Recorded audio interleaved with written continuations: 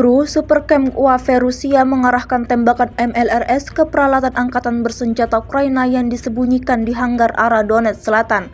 Rekamannya diunggah di akun Telegram @mod_Rusia pada Jumat 20 September 2024. Awak kendaraan udara tak berawak Supercamp dari Brigade Korps Marinir Armada Pasifik dari kelompok pasukan Vostok mengidentifikasi dan mengarahkan tembakan ke BM-21 Grad MLRS ke peralatan angkatan bersenjata Ukraina yang disembunyikan di hanggar di sektor Uklidarsky. Supercamp UAV digunakan untuk pengintaian jarak jauh di belakang garis musuh.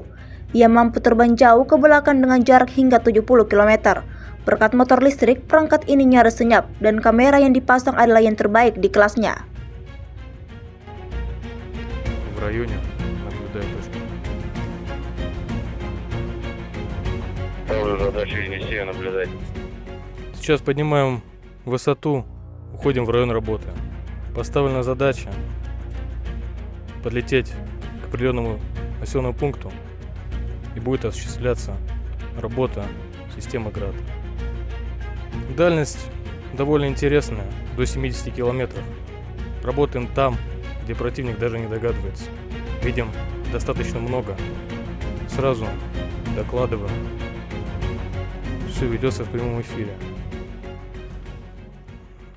Камера у нас достаточно зум имеет, чтобы поднимать высоту, что дневная, что ночная.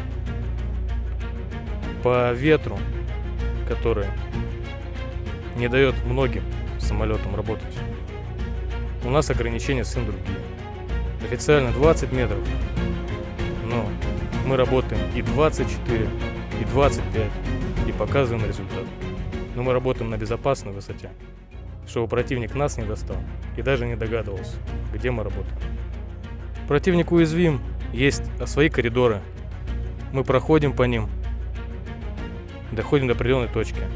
Понятное дело, что небо не может быть без преград. С одной точки мы наблюдаем те километры, с другой точки другие. Но в целом весь район работы под нашим контролем. Download Tribun X sekarang, menghadirkan lokal menjadi Indonesia.